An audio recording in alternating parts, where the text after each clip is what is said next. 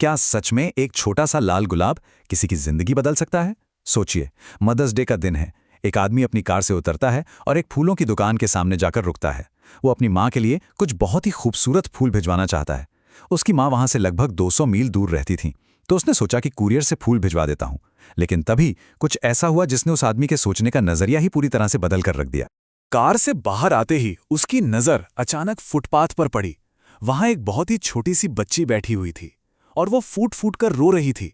अब सवाल ये था कि आखिर इतनी छोटी बच्ची फुटपाथ पर क्यों रो रही थी। उससे रहा नहीं गया। उसने पास जाकर बहुत ही प्यार से पूछा कि आखिर बात क्या है, और उस बच्ची ने सुबकते हुए जो जवाब दिया ना, वो किसी का भी दिल पिघला दे। बच्ची ने अपने नन्हे नन्हे हाथ आगे किए।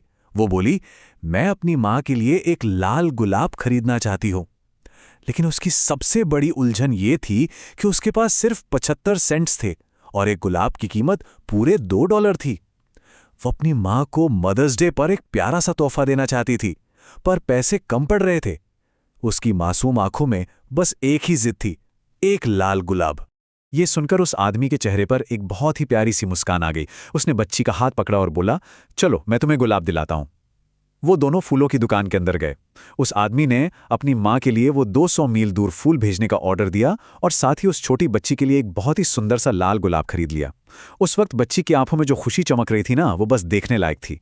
दुकान से बाहर आते हुए उसने बच्ची से पूछा कि क्या वो उसे घर तक छोड़ दे। बच्ची तो जैसे खुशी से उछल पड़ी। उसने तुरंत कहा, हाँ प्लीज, क्या आप मुझे मेरी माँ के पास छोड़ देंगे? खुशी खुशी कार का दरवाजा खोला गया और बच्ची कार में बैठ गई। बच्ची उसे रास्ता बताने लगी, लेकिन वो रास्ता किसी घर की तरफ तो जा ही नहीं रहा था। अब यहां एक सेकंड के लिए रुकते हैं। जरा सोचिए, वो बच्ची उसे अपनी मां से मिलाने के लिए कहां ले जा रही होगी? किसी अस्पताल या कोई पुरानी बस्ती में? असली ट्विस्ट तो अभी बाकी है। वैसे दादी नानी के जमाने की ऐसी मजेदार और दिल छू लेने वाली कहानियां अगर अच्छी लग रही हो तो इस कहानी को लाइक जरूर करना। चलिए देखते हैं कि उनका ये सफर आखिर कहां खत्म हुआ। ये सफर बहुत ही छोटा था। 1 मिनट लगा फूलों की दुकान से निकलने में। 10 मिनट का वो छोटा सा कार का सफर रहा और ठीक 20 मिनट बाद कार एक ऐसी जगह जाकर रुकी जिसकी किसी ने सपने में भी कल्पना नहीं की थी। वो जगह कोई घर नहीं था। बच्ची ने एक कब्रिस्तान के बाहर कार रोकने को कहा। कब्रिस्तान के अंदर जाकर बच्ची एक ताजी खुदी हुई कब्र के पास जाकर खड़ी हो गई।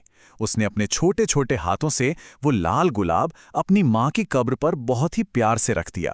वो अपनी माँ से मिलने आई थी। ये देखकर तो जैसे उस आदमी के पैरों तले जमीन ही खिसक गई। एक छोटी सी बच्ची अपनी माँ के लिए सिर्फ एक गुलाब के लिए इतना तड़प रही थी जो अब इस दुनिया में थी ही नहीं। इस दृश्य ने उसे अंदर तक झकझोर कर रख दिया। अब उसके सामने 2 ही विकल्प थे। पहला, अपनी जीवित माँ को 200 मील दूर सिर्फ फूल भिजवा देना, और दूसरा, खुद 200 मील ड्राइव करके उनके पास जाना। उसने एक पल भी नहीं गंवाया। वो सीधा फूलों की दुकान पर वापस गया, अपना वो कुरियर वाला ऑर्डर तुरंत कैंसिल किया, एक बहुत ही खूबसूरत फूलों का गुलदस्ता लिया और पूरे 200 मील का सफर तय करने का फैसला कर लिया, सिर्फ अपनी माँ से गले मिलने के लिए। ऐसी ही कहानियां तो हम बचपन में सुना करते थे, है ना, जो सीधा जिंदगी का असली मतलब समझा देती थी। और इस कहानी की सीख बिल्कुल साफ है। अपनों के साथ बिताया गया समय ही सबसे कीमती है। अगर हम बिना सोचे बस शॉर्टकट ढूंढते हैं, जैसे कि दूर से सिर्फ एक मैसेज या तोहफा भेज दिया, तो हम वो असली खुशी खो देते हैं जो किसी के पास बैठने से मिलती है। कोई भी भौतिक चीज कभी भी आपकी मौजूदगी की जगह नहीं ले सकती। और इस बात को हमेशा याद रखने के लिए चलिए एक छोटी सी और प्यारी सी लाइन गुनगुनाते हैं। माँ का प्यार है सबसे खास, जब तक हो सके रहो उनके पास। सच बताऊं तो ये बात सिर्फ बच्चों के लिए नहीं है, बल्कि हम सभी के लिए है।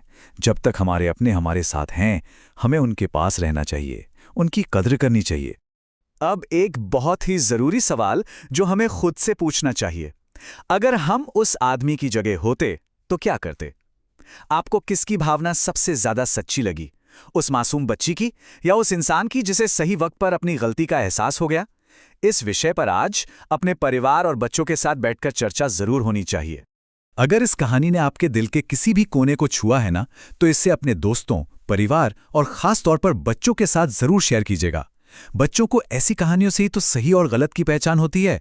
बचपन की ऐसी ही पुरानी यादें ताज़ा कर देने वाली और कहानियों के सफर से जुड़े रहने के लिए चैनल को सब्सक्राइब करके हमारा साथ जरूर दें। अपनों के साथ रहिए, खुश रहिए और हमेशा सीखते रहिए।